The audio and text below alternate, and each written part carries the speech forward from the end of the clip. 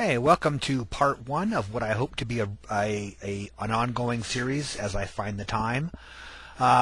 This series is going to be looking at at least the current section of the series is going to be looking at a episode of Carl Baugh's television program called Creation in the 21st Century, specifically an episode starring Russ Miller called Facts versus Darwin.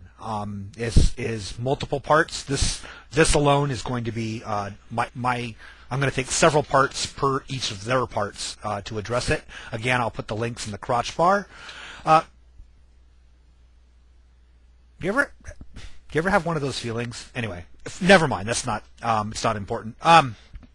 But so Russ Miller is a creation evangelist who does multiple talks on these things, and as you guys are probably aware, Carl Baugh is the founder and curator of the Creation Evidence Museum in Glen Rose, Texas, and famous for such things as the Biloxi man tracks and those kinds of things. Or he's the one who has very in the modern era popularized those. His television show is on the Trinity Broadcast Network and has featured a number of prominent young Earth creationists on there. So I guess we'll just get started and see how this goes. Welcome to Creation in the 21st Century. I'm your host, Carl Baugh, founder and director of the Creation Evidence Museum in Glen Rose, Texas. Creation Evidence Museum?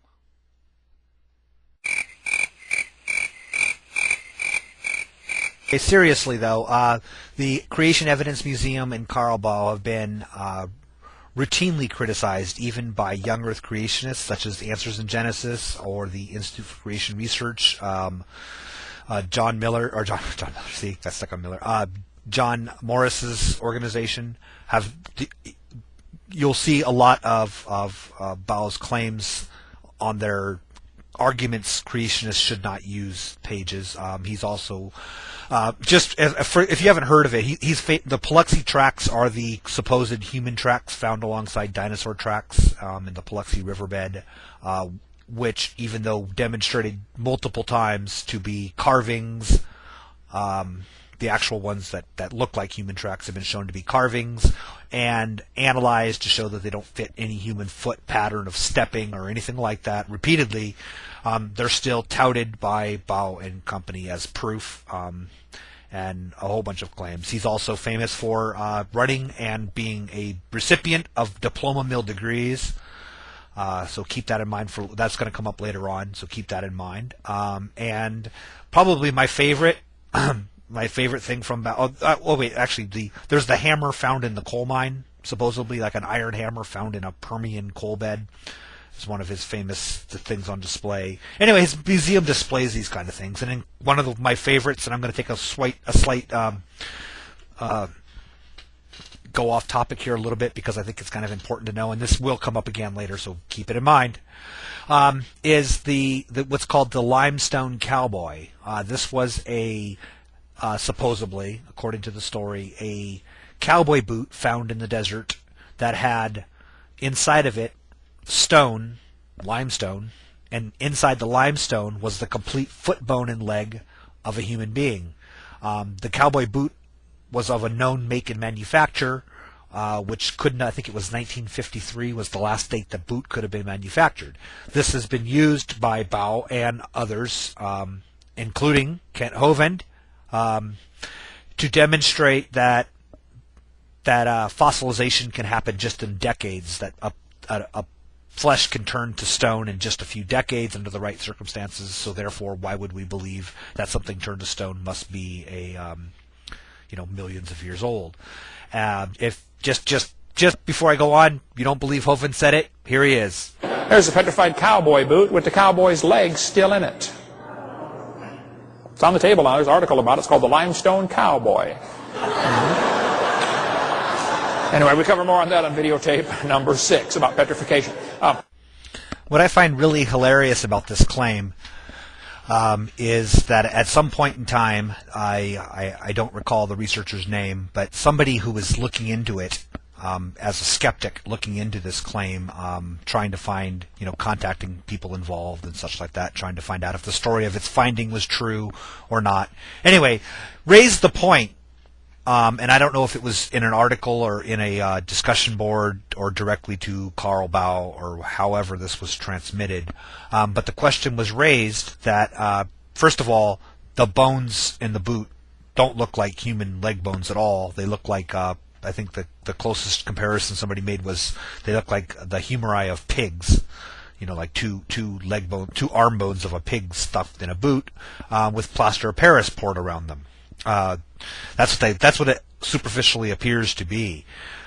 But more than that, the question that this person had raised to Baugh was, so either this is pig or some other animal bone stuck in a boot, so therefore a fraud. Why are you claiming it to be real? Or alternatively, it is real, and it is somehow human remains preserved in a fashion that we don't quite know how it would happen. I mean, I suppose it's possible in some way or another, but we don't quite know how it happened. But either way, the operative word is that it's about approximately 50-year-old human remains found by somebody that's now sitting in a museum without being investigated by the police, without being looked at as a potential crime scene, as a missing person, as any other things. When you find human body parts, you're not allowed to just pick them up and take them home with you. You find human body parts and you report them to the police, and they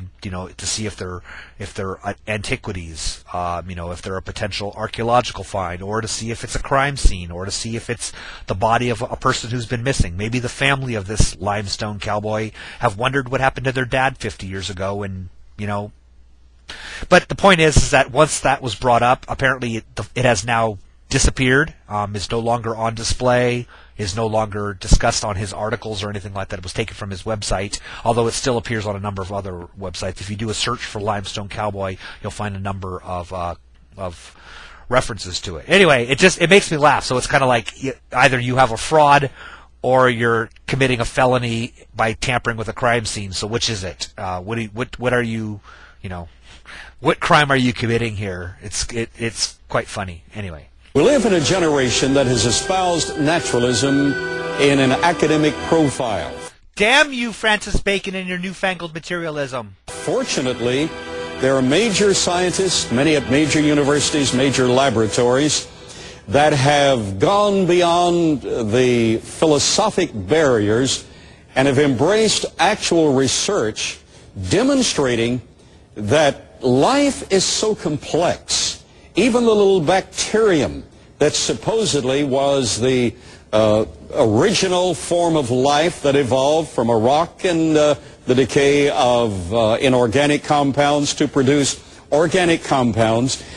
Okay, sorry, here I got to call bullshit. I would like to hear the name of one scientist working in academia who has rejected the philosophy of methodological naturalism in favor of looking for supernatural origins for phenomena that occurs. Now, I'm not saying there's not scientists in all fields, hundreds of them, thousands of them worldwide, who believe in deities, who are Christians, who are Buddhists, who are Muslim, believing in higher powers or supernatural events. But actually researching, actually sitting there looking at the origins of life and trying to figure out exactly what miracle caused it. That does not exist. There's no such thing. You're making that up. Okay, second point I have to make about this is this idea, and you guys use it all the time, the creationists, it's a common thing, is they look at something like a bacteria, which is a phenomenally complex living thing with a billion-year-old, billions of years of evolutionary history behind it. It's not the simplest form of life. It is a very complex, highly evolved, the term highly evolved can be used, meaning that it has just as much history as we do, as a banana tree does, as any other thing on the planet that's alive. Bacteria have the same history. Now, they are a simpler grade of organization in many ways. There's a lot of things that if we look at certain elements of them, we are more complex than them in very many elements, like things like the possession of a nucleus and this sort of thing. studying them can give us insight into what earlier forms of life were like, all kinds of things. But to look at a bacteria and propose that a rock degraded into chemicals that then spontaneously assembled themselves into this complex bacteria is a straw man. It's simply, nobody suggests that's the way it happened. Nobody argues it. Well, except for you guys argue that's what we say. It ignores the fact that there's a bridge between chemicals, inorganic, simple chemicals, okay, basic components, and the earliest forms of life or the simplest forms of life. In between them are a whole spectrum of things like naked RNA molecules that are self-replicating, what do they call it, microspheroids, whole bunches of things within our own viruses fall in that range. A whole bunch of different types of proteins that are self-replicating.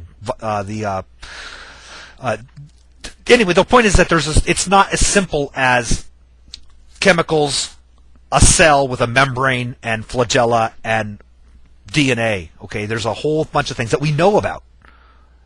So that right there is absolutely false, absolutely a straw man. Which is absolutely impossible scientifically, has never been observed. I wrote a book recently called Why Do Men Believe Evolution Against All Odds? And in that book, I gave the technical references where microbiologists admit that not only can they not trace the origin of life from inorganic non-living compounds, they cannot even imagine how life could have evolved through inorganic non-living compounds. So I want you to think about that statement really carefully. What Baugh just said there, that scientists, microbiologists, biochemists, I'm assuming, anybody working in the field relative to abiogenesis have not observed any single step, any component of non-living to living. None of the steps, none of the pathways, none of the major building blocks of life have ever been observed.